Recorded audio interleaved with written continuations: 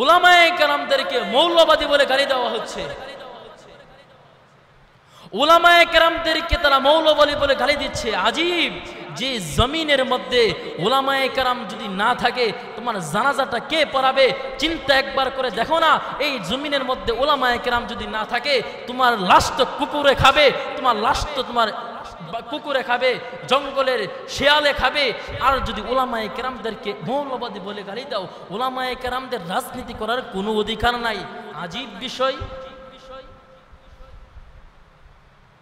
উলামায়ে কেরামদের কোনো অধিকার নাই। তারা মৌলবাদী বলে উলামায়ে কেরামদেরকে আজকে হুমকি দিচ্ছে। স্পষ্ট পয়গাম হলো, উলামায়ে মানুষরা যেখানে শান্তি পাবে সেখানে তারা থাকবে।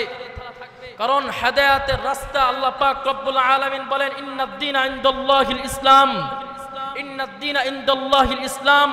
ইসলাম হলো একটা শান্তির ধর্ম, ইসলাম হলো একটা মনোনীত ধর্ম, ইসলাম হলো একটা নিরাপদ ধর্ম, যেখানে কোনো বাড়াবাড়ি, কোনো ছাড়াছাড়ি নাই।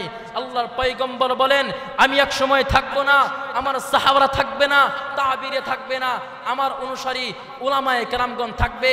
আর আমার উলামায়ে কেরামগণকে যারা মুহাব্বত করবে সেজন্য আমাকে মুহাব্বত করলো, উলামায়ে কেরামদের হুকুম যে মেনে চললো, উলামায়ে কেরামের আদর্শ, উলামায়ে কেরামের হকপন্থী উলামাদের যারা অনুসরণ করলো, কেমন জানি আমি নবীর অনুসরণ করলো।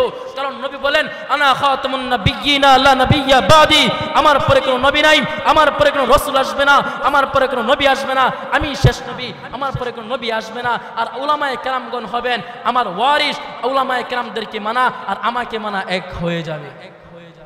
আর আপনি যদি উলামায়ে কেরামদেরকে যদি না মানেন, আপনি যদি উলামায়ে কেরামদেরকে যদি মুহাব্বত যদি না করেন,